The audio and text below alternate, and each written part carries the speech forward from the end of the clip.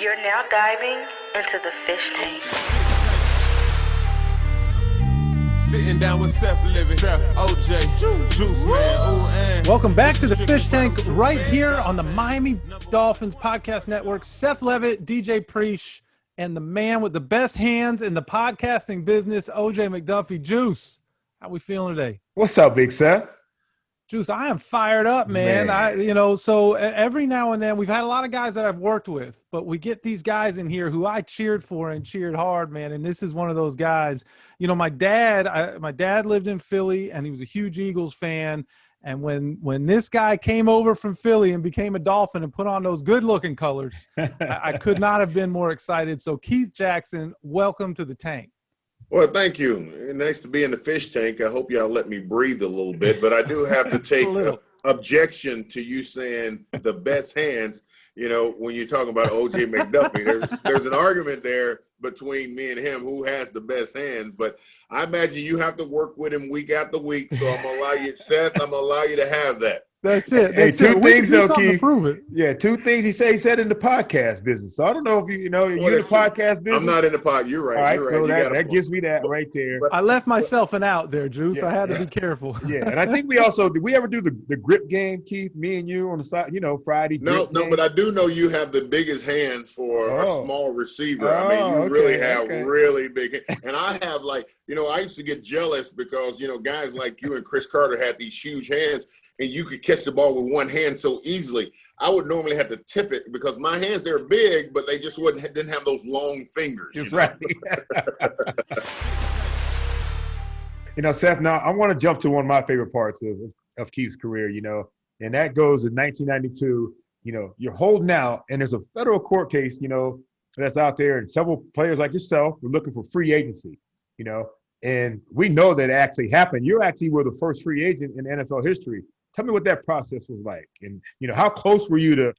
What's really interesting is sometimes you're caught up in history and don't know it, right? So you're sitting there. I'm a 4-year player. They're talking about 5-year players getting free agency, and I really don't have a team to go to, and the Eagles won't sign me back, and so I'm sitting there and I'm going. It's the right place and the right time for a person to stand up and fight against the NFL as well as the Eagles, because really it's fighting the Eagles, which is ultimately fighting the NFL.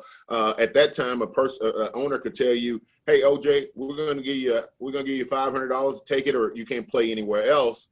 That wasn't fair, and I knew it wasn't fair, and I think that there comes a time where we've got to stand up, and I think you look around the NFL today and you see some guys standing up, and you do. There comes a time where you get pushed so much you just got to say, this is not right.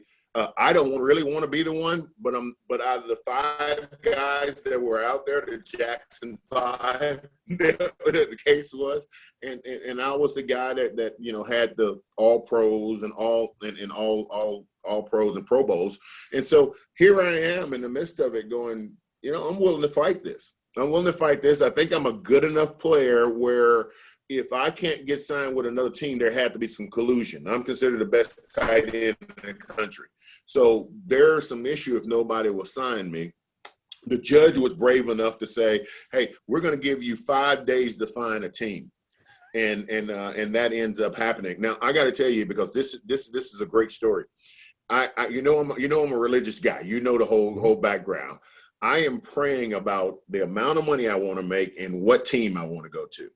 Gary Wishart, who's my agent at the time, a good Jewish guy, we're having that conversation, and I told him, I said, I saw Dan Marino throw a touchdown against Seattle after he had a concussion. I think that's the game on Monday night. I think that's exactly right. And throw a touchdown. I said, that's who I want to play with, and here's how much money I want to make. The next day, Eddie Jones calls Gary Wishart and says, we want to sign Keith Jackson, and here's how much we'll pay him. The exact amount that I had prayed about and the exact person I wanted to go play with. Now, you want to talk about ain't God good. It was great, and I had a great time playing with you guys down in Miami. So Gary hadn't reached out yet? Every weekend. Gary hadn't reached out yet at all? No, not to the Dolphins. Wow. Eddie Jones called Eddie Jones called us. We didn't call him, and it was remarkable because I got a chance to play in that fast-paced offense. If you now everybody has a fast-paced offense now, basically except for Tennessee Titans. But in those days, that offense in Miami was fun. It was a lot of fun to play in it. Of course, saw Duper and Clayton them play in it for many years, and said, "Man, that would be a fun offense to be a receiver in." Keith, your entire career, you played with these really unbelievably talented quarterbacks. So what was that like, the move from Dan to Brett? Well, you're starting to sound like my wife. My wife said you had Buddy Ryan, you had Don Shula, you had Mike Holmgren, you had Randall Cunningham, you had Dan Marino, and you had Brett Favre. And I go, are you saying that they made me good? Is that what I'm hearing? Wow. Maybe she's saying she's one of the great ones too. You know, you're just in a long line over there. Are you saying I didn't make them good? Are you saying they made me good? And she said, I'm just saying there's a reason why you had some success in your life. You know, greatest team game of all time, Keith. People ask me all the time, who's your greatest quarterback?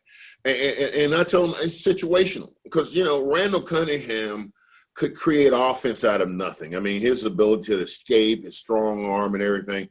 Marino is the best pure pocket passer. I don't think there's anybody. You know, Marino had that saying, OJ, nothing beats a perfect pass. That's right. What he said. You could be – he would put it somewhere where the other guy couldn't get it and you could get it, and you go, I don't know how he does that. But Brett Favre was a winner. I mean, he threw more interceptions and more touchdowns than any quarterback, but he was the winner. When it came time to make that last drive or get down, he just figured out how to win. He tossed it underhanded. He threw it behind his back. He run over a guy. He just figured out how to win, and all three quarterbacks were different. I enjoyed playing with all of them, but being able to play with Brett Favre in that cold weather, he'd break your fingers too. I mean, he threw that ball so hard. A lot of people think because Dan Marino had a quick release, his ball was hard. It wasn't. OJ catch it with one hand all the time like it was nothing. It was just it gets on you so fast. Yeah. As a matter of fact, one time I was running the route and the receiver running back behind me, and it sounded like a bee had just went by my ear. That's how tight his spiral was. You hear that zzz. You know, and you didn't get a chance to sign with the Dolphins till like September 29th. And then 5 days later, you're playing against Buffalo Bills up in Buffalo, and you're killing Cornelius Bennett and Dale Talley.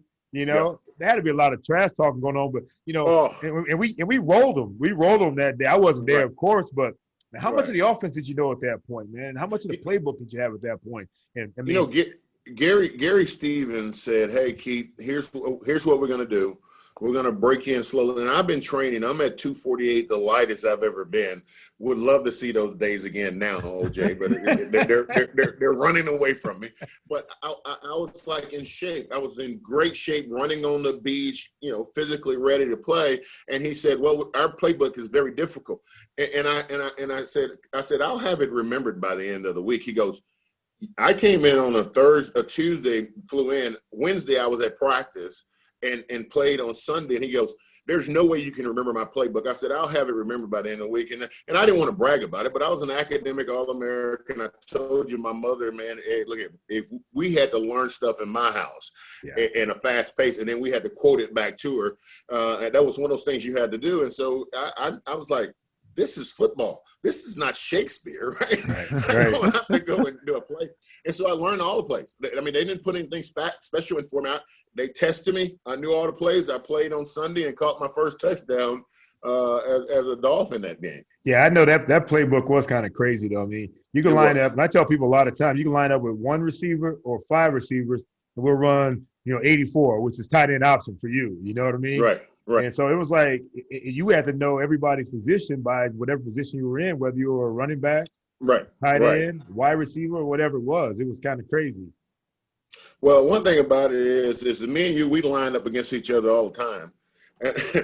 And I would sit there and I would call out the defense. I go, OJ, they're playing cover 2. Yeah. And that guy right there, he's guarding you. He's not blitzing. He go, okay, K-Jack. Now we're in the middle of the game said, we're having these conversations beside each other. The guy said, no, we're not. I go, yes, you are. No, we're not. You thought you were going to believe that, King? The defensive player was saying, no, we're not. And me and OJ said, yes, you are. Knowing that, hey, there's a statement that knowing is half the battle. And as a football player, when you know what a defense is trying to do to you, that's half the battle. Now you got to run the route and get open, catch the ball. But knowing the defenses and all that, that's important as a receiver.